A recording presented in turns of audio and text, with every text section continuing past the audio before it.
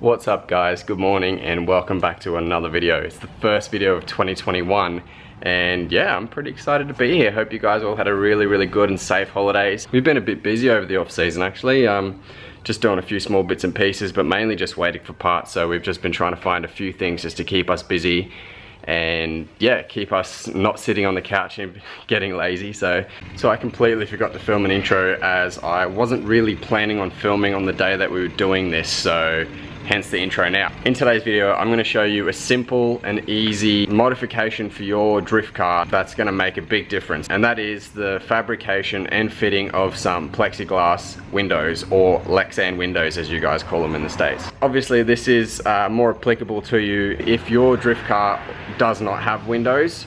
Mine didn't when I bought it, so hence the idea behind putting some plexiglass windows in. So there's a few different reasons why people do this. One is probably weight is the main thing. It's like the factory sliders and actual glass itself and window regulators. It's all pretty heavy and it all adds up in the end.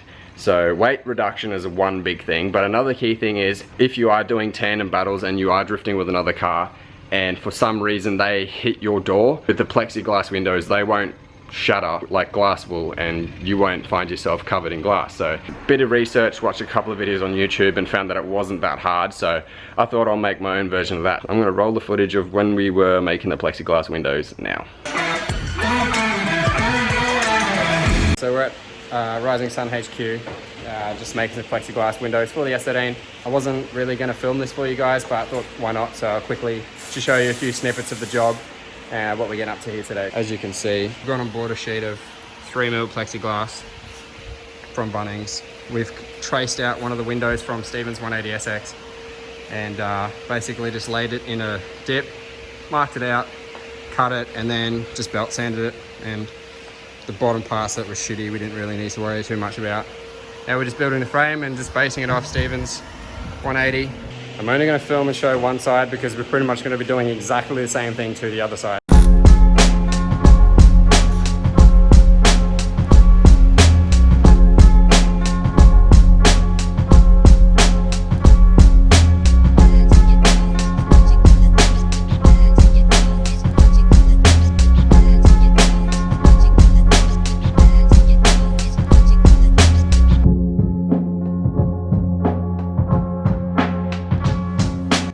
So we pretty much just got the frame tacked and like basically the shape that we need it. We'll just pull it out, finish welding it off. So we've actually got the rod sitting slightly inwards of the seal so that it'll actually pull the glass against the seal. That was the idea behind it. But you can see the whole way around from the actual seal where it runs along here. You've got the frame sitting slightly inward. So by the time we actually mount the glass or the plexiglass to the frame, it should have a bit of tension against the seal, which hopefully seal. So you can get a quick concept of how we've mounted it. 2 bolts from like the factory sliders in the door. So technically that should be able to slide about 1 inch down, which should give us a bit of like breathability in the car. We've just got 2 pieces of square tubing with some thread tucked into the hole. The idea was to make it removable so that when we don't want the window in, we can just remove the whole assembly.